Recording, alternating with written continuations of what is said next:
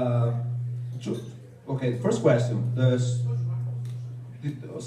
Lots of people asking the matter of the second serve. Second serve is more important than first serve. This is what they think. Who do you think has the best second serve in the circuit at the moment? First of all, I agree. I judge a top player by the second serve.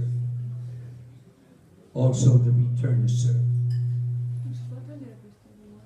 When it comes to second serve or first service, today Isner, Ronic,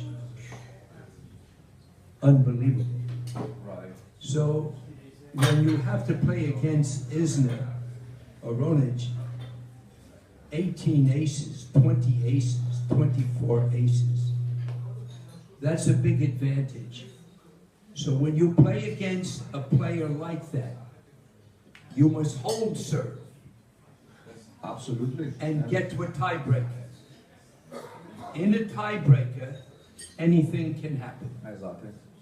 But normally the big server like that, if you don't get him to the tiebreaker, it's very difficult to beat him. And by the way, Isner today is playing very good tennis. Why? He's moving well as well.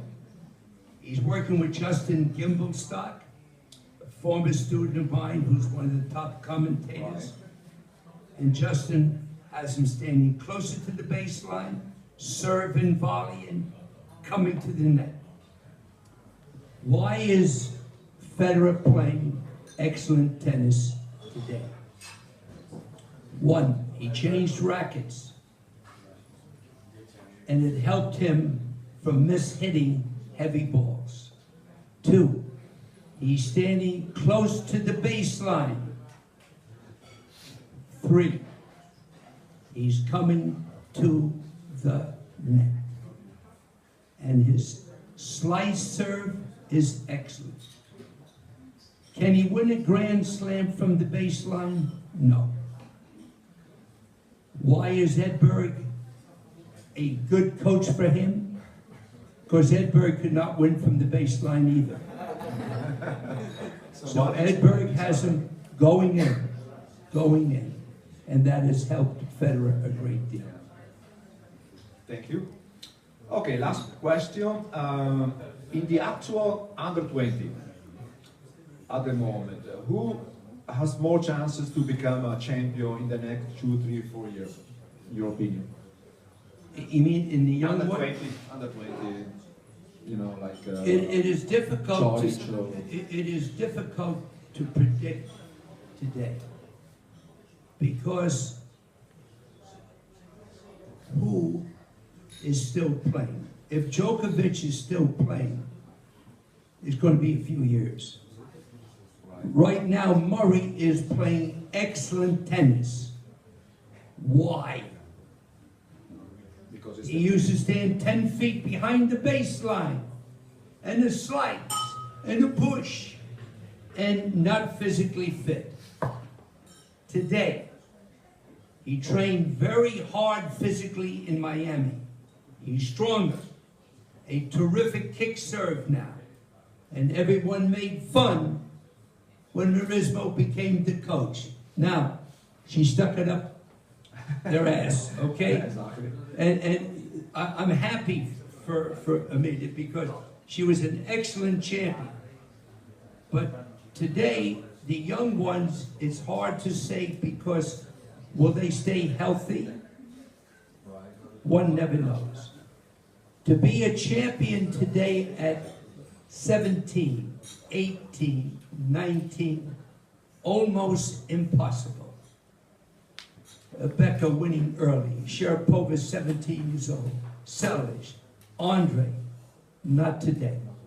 Physical demanding, right? Too physical to beat in a Grand Slam, to go through 7 rounds, 18, 19 to play against Ronic, Djokovic, Nadal, very difficult. Yeah, I agree with you. So this is why many parents should think about their sons or daughters going to college for a couple of years. Now I'm going to give you some figures.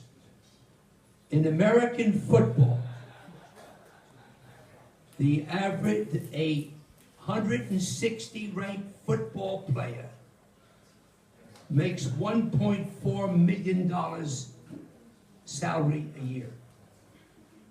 The WTA and ATP, 160 ranked tennis player in the world, cost them $150,000 a year in expenses. Wow. They don't make anything Just until they're 70 or 80 in the world. Sponsors today only want the best. And a few young ones, they take a chance. Back in the 70s, 80s, 90s, you hit a ball, here's $20,000. Take my racket, take my clubs. No. Not anymore. So unless you have money to go on to India, to Egypt, to South America, to play the $10,000, the $25,000, the $50,000, you can't make it. Impossible. So unless you have money, it's a difficult task.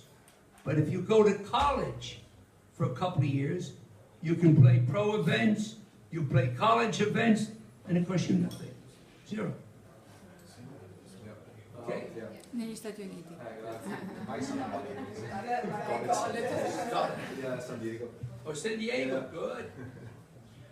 Okay. All right, everybody. Finito. Thank you very much. Okay, Bye-bye. everybody. Thank you.